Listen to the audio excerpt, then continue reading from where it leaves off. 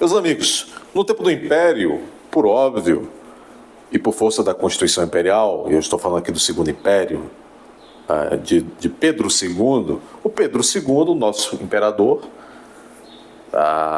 era o comandante em chefe das Forças Armadas. No último quarto, ou no último terço do século XIX, o Brasil participou de maneira protagonista daquele que pode ser considerado o maior conflito regional aqui na América do Sul, do qual já participou o Brasil, e o maior conflito regional da América do Sul de um modo geral. A chamada G do Paraguai, não posso falar o nome, a War do Paraguai, G do Paraguai, que na verdade foi um período um conflito que durou vários anos, em que a chamada Tríplice Aliança, formada por Brasil, Uruguai e Argentina, debateram-se, ou a Tríplice Aliança debateu-se contra o Paraguai. Há várias versões sobre os motivos que levaram ao início daquele conflito, a versão da esquerda, a versão dos historiadores mais isentos, há várias versões. Vocês devem imaginar que a versão da esquerda, ou a versão socialista, ou a versão dos historiadores progressistas não deve ser a mais confiável nesse campo da historiografia de modo geral. O que importa dizer é que aquele foi o episódio bélico onde se destacou o patrono, o que depois se tornaria patrono do Exército Brasileiro, e que também passou a ser conhecido para os brasileiros como o Duque de Caxias, o famoso Duque de Caxias, um homem que tinha muita honra, hein? Muita honra. Então veja, comandante em chefe das forças, na verdade naquela altura só existiam duas forças, a Marinha, nós estamos falando do final do século XIX, décadas antes do final, não era nem propriamente o final do século XIX, mas havia duas forças, Marinha e Exército. O comandante delas, o imperador Pedro II, e mandou para lá, no que se refere ao Exército, o Duque de Caxias. Era lá o comandante do Exército, no teatro de guerra.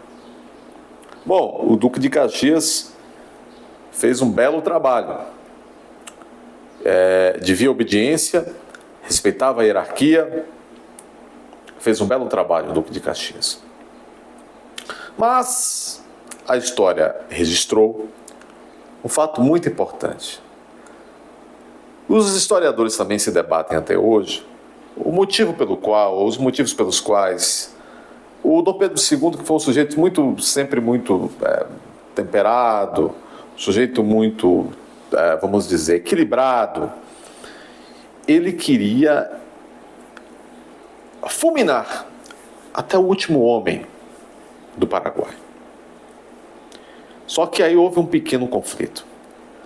Quem estava lá na frente, na trincheira, era o Duque de Caxias e seus homens. E o Duque de Caxias, em determinado momento, disse ao imperador que não havia mais nada o que fazer em solo paraguaio, que a guerra estava vencida pelo Brasil e que já era hora de voltar para casa. E o imperador disse que não, que a guerra não estava acabada e queria que continuasse até o último. O que fez o Duque de Caxias? Vamos ver. O que fez o Duque de Caxias, segundo aqui texto do Senado? No site do Senado tem aqui notícias especiais no arquivo. 150 anos depois da guerra, ainda há ferida aberta no Paraguai. O conflito foi feito às apalpadelas. Pois é, numa dessas apalpadelas, o Duque de Caxias entendeu que uma certa ordem, vinda do seu grande amigo, inclusive o imperador, era uma ordem manifestamente ilegal e não a cumpriu. Isso está registrado na história. Diz aqui no site do Senado,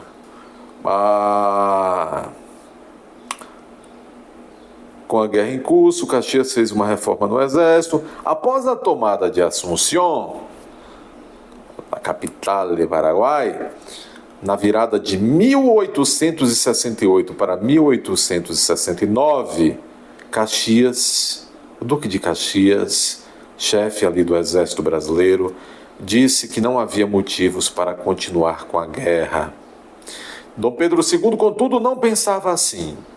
Para o imperador, o conflito só acabaria com a prisão de Solano Lopes, o Marechal Solano Lopes, presidente do Paraguai. Alegando problemas de saúde, Caxias conseguiu voltar para o Rio de Janeiro. Não era propriamente um problema de saúde. Ele inventou esse problema de saúde para abandonar. Abandonar não porque ele era um desertor, mas porque ele tinha dignidade. Como um bom soldado, ele não poderia abandonar a honra. Ele havia representado bem o país, o Brasil Imperial, havia feito os seus sacrifícios, as tropas comandadas por ele haviam feito os seus sacrifícios e o Brasil já havia vencido a guerra. Só que, e um pouco mais além, para o espírito dele de soldado e comandante de seus soldados, ir além daquilo era pisar na honra de cada um deles e na própria honra daquilo que se entende das regras da guerra. E o grande soldado Duque de Caxias, hoje patrono do Exército Brasileiro, que fez, no primeiro momento, deixou claro para o imperador que ali a guerra já estava acabada e com a vitória do Brasil. O imperador insistiu e ele disse então, como se dissesse: estou apresentando um atestado, estou voltando para o Rio de Janeiro que estou mal de saúde. Foi o jeito de o grande Duque de Caxias sair educadamente à francesa e não criar um conflito expondo o imperador. O imperador que fez ali nomeou então para substituir, nós sabemos, o Duque de Caxias, o seu genro, o Conde de, esposo da princesa Isabel.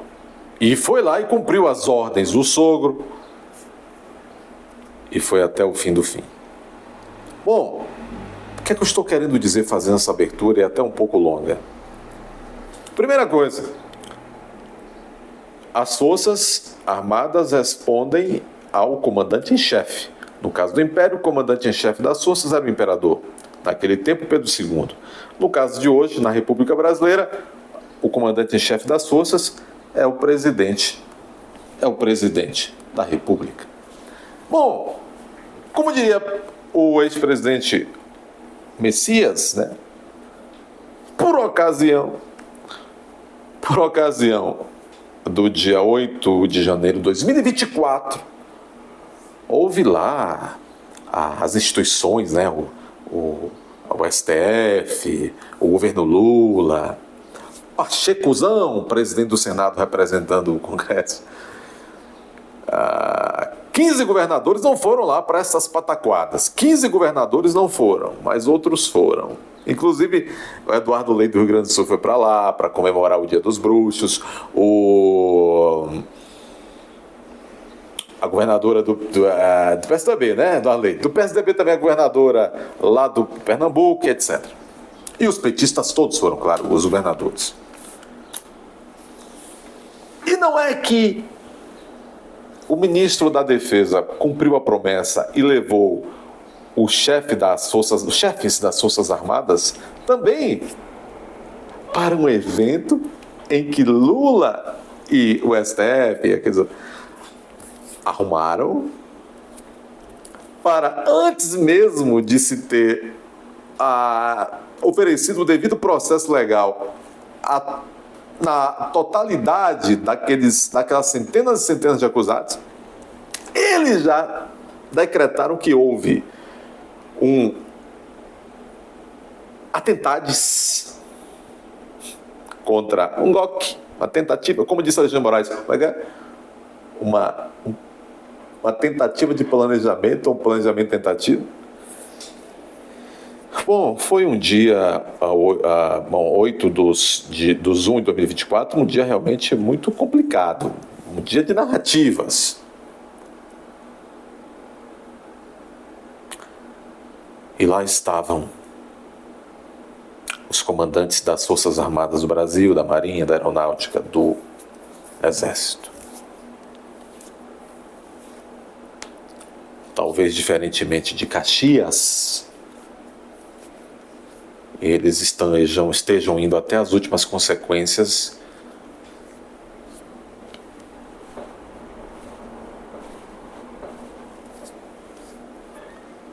em apoio, talvez até apoiando delírios. Caxias não apoiou o delírio de Dom Pedro II quando a guerra já estava vencida. Caxias disse: Senhor, faço saber a vossa majestade que não há mais o que fazer aqui nas terras paraguaias. Não, eu quero que continue, eu quero que vá até o último homem, eu quero que arregace o Paraguai. Senhor,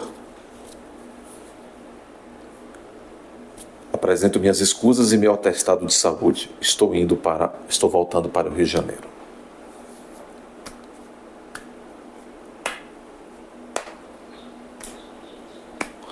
Entretanto, todavia, porém, nesses dias de hoje, os comandantes participam de delírios. Vamos ver? Está aqui no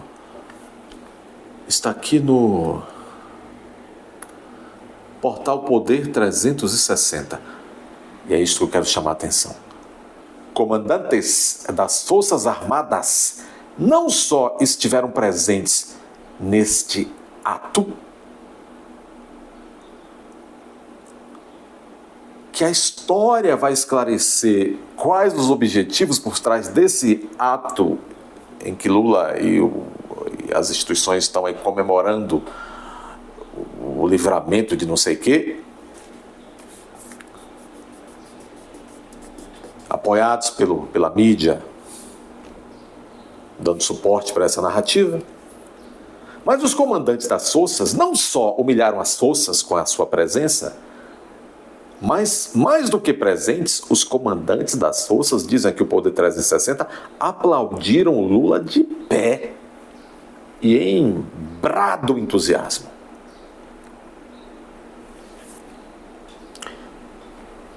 O presidente da República discursou durante a cerimônia em memória das manifestações. Memória, nós não fazemos mais memória, atos em memória de pessoas, em memória de narrativas de manifestações. Mas muito bem. E aí tem uma foto aqui, pessoal. O ministro da Defesa fazendo L na manifestação de ontem. A manifestação de ontem. E à esquerda, no ministro da Defesa, os 3 chefes das 3 Forças Armadas. Os comandantes das Forças Armadas participaram da cerimônia em memória aos atos do dia 8. Os militares aplaudiram o discurso de Lula de pé. Eles acompanharam o ministro da Defesa, José Múcio, como apurou o Poder 360. General Thomas Paiva, dizem que este homem espera ser o líder da Força Nacional Bolivariana que Lula vai criar. O almirante, o Paiva é chefe do Exército. O almirante Marcos Sampaio Olsen, que é da Marinha.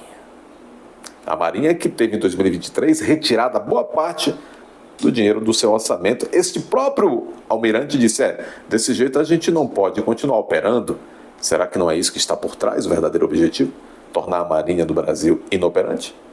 E o brigadeiro, chefe da Aeronáutica, Marcelo Damasceno, estavam sentados ao lado de Múcio. Múcio fazendo L, sem brincadeira nenhuma. Dê um Google na matéria do Poder 360. E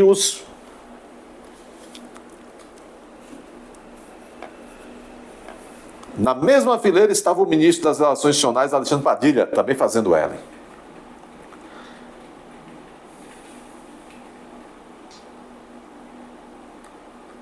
Bom, Basta dizer que talvez Duque de Caxias não teria comparecido a este evento.